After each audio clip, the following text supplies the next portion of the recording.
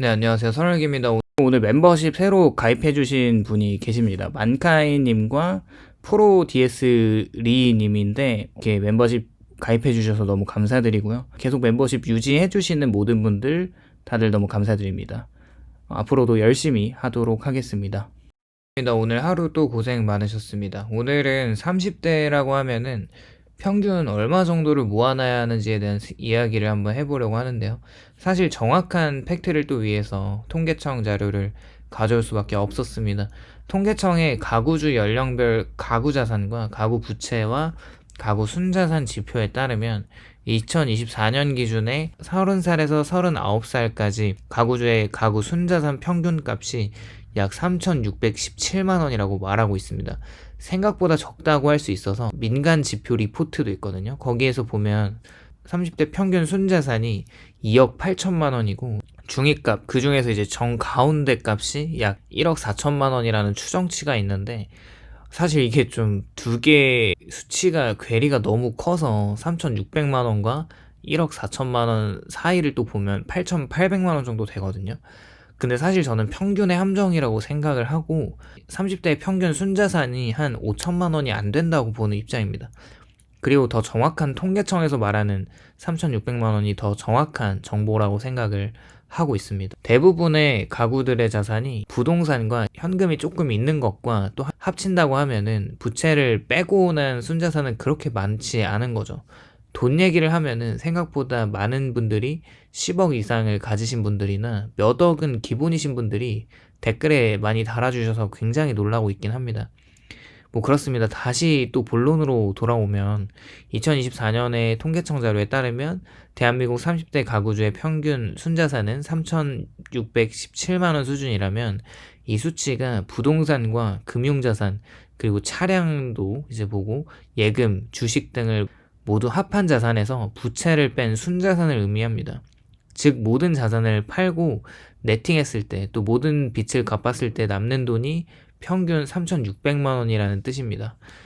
물론 엄청 돈이 많으신 분들도 있을 거라고 생각하지만 오히려 빚만 있는 사람들도 많이 있는 걸 그 평균치를 내보면 그렇다는 거죠.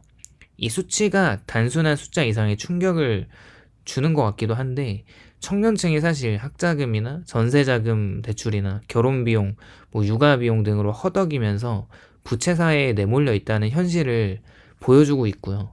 30대에는 사회적으로 일을 가장 많이 하고 소비도 가장 많은 시기이지만 실제로는 가장 돈이 없는 세대로 전락을 하긴 했습니다. 그렇게 순자산이 낮은 이유 중 가장 큰 이유가 바로 부채 구조라고 보는데, 통계청과 한국은행 자료에 따르면 30대 가구의 평균 부채가 약 1억 3천만 원이라고 합니다. 이게 40대보다도 높았고 전체 연령대 중 가장 부채 비율이 높은 세대로 꼽히고 있어요. 왜 이렇게 빚이 많을까 생각을 해보면 학자금 대출을 첫 번째로 무시할 수가 없습니다. 대학 등록금이 계속 비싸졌고 취업 시점이 늦어지면서 갚는 시기도 길어지고 그렇게 생기는 빚으로 보고 있고, 취업을 하더라도 전세자금 대출을 받기도 하고 또 결혼을 하면서 또 이제 전세자금이나 이제 매매를 할 때 대출을 또 받게 되는데, 서울 기준이 전세보증금이 한 5억에서 6억 원을 아파트 기준으로 이제 넘어가고, 또 원룸이나 투룸이나 빌라 같은 보금자리도 대출 없이는 사실 독립이 불가능하죠. 또 당연히 결혼할 때 집이나 예물이나 혼수, 그리고 초기 비용이 평균 1억 이상이 든다고 해요. 대부분 또 이런 것들이 모아놓은 돈이 없으면 대출로 충당을 하죠. 학자금이나 주거 관련 대출은 어쩔 수 없다고 생각을 하고 있는데, 생활이 어렵거나 소비가 너무 많아서 나타나는 신용대출이나 카드론 같은 게 또 있죠. 불안정한 수입 구조에서 신용대출 의존도가 높아지는 걸 보면은 30대가 자산을 모으기도 전에 빚으로 인생을 시작합니다. 그렇게 흑자 구조의 자산을 쌓기 전에 진짜 마이너스 자산을 상환해야 하니까 실제 순자산이 낮게 나타나는 것은 필연적이죠. 한국 사회에서 자산 형성의 핵심은 부동산이고, 하지만 2020년대 들어서 주택 가격이 급등하면서 30대가 내 집 마련을 하는 것이 사실상 불가능에 가까워졌고, 서울 아파트의 중위 가격이라고 하는 이제 2024년 기준으로 9억 원입니다. 이게 30대 평균 연소득이 약 4천만 원에서 5천만 원 세전 기준입니다. 이에 18배 이상이고 대출을 최대한 받아도 감당이 어렵습니다. 결국에는 30대의 선택지는 다음 두 가지뿐인데 전세 대출을 끼고 빚을 내서 집을 사거나 이제 월세로 살면서 자산을 소비하면서 살거나 어느 쪽이든 자산이 좀 쌓이기가 힘든 구조입니다.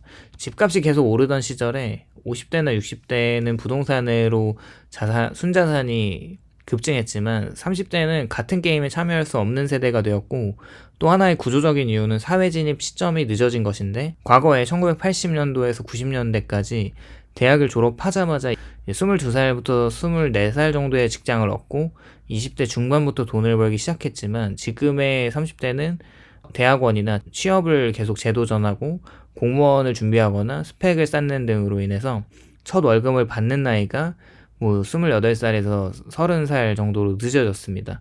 즉 돈을 벌기 시작하는 시점 자체가 늦었으니까 30대 초반까지는 자산 형성기가 아니라 여전히 이제 자산을 써야 되는 생존기로 본다면 사회 진입이 만약에 5년이 더 늦어지면 복리로 계산했을 때 인생 전체의 자산 격차가 10년 이상이 차이가 나는 거죠. 30대의 자산의 양극화는 고용 형태와 불안정성과 또 직결되는데 통계청 자료에 또 보면은 30대의 비정규직 비율이 약 26%입니다. 플랫폼 노동까지 합치면 실질적으로는 30%를 넘는다고 해요. 비정규직이나 계약직이나 프리랜서나 배달업 등은 불안정한 소득 구조로 인해서 저축과 투자 여력이 거의 없습니다. 반면에 정규직이나 공기업, 대기업에 다니는 30대는 연봉이 한 6천만 원에서 8천만 원 수준으로 이분들이 이제 부동산과 금융자산을 함께 보유하고 있어서 평균 자산을 끌어올리는 소수층이 되겠죠. 결국 평균 3,600만 원이라는 숫자도 이 상위층이 끌어올린 숫자라고 보고 있고 실제 이제 중간지대에 있는 중위 30대의 체감 순자산은 1,000만 원인 이하인 경우도 많이 있습니다. 또한 현대 30대는 이전 세대와 전혀 다른 소비 가치관을 가지고 있고 이분들이 내 집보다는 지금의 삶을 또 중시하니까 주식이나 부동산에 대한 불신을 갖고 있고 사회구조적인 좌절감이나 그리고 디지털 소비 문화가 맞물리면서 저축보다는 경험을 택하는 세대가 되면서 해외여행이나 취미생활, 전자기기 구매를 하고 명품 소비나 이런 것들이 일상이기도 하죠. 유튜브나 인스타그램이나 틱톡 등의 영향으로 보여지는 삶이 중요해지면서 물가 상승과 생활비 압박으로 인해서 남는 돈이 없다는 현실도 존재합니다. 결국에는 30대는 과거처럼 아껴서 부자가 되는 시대를 살고 있지 않다고 보고 있는 분들이 많은데 또 그렇게 자산을 축적하기보다 지금의 만족을 위해 소비하는 문화 속에 사는 부분도 어느 정도 인정을 합니다. 물론 다 그렇진 않지만 어느 정도는 맞다고 생각을 하는 거죠.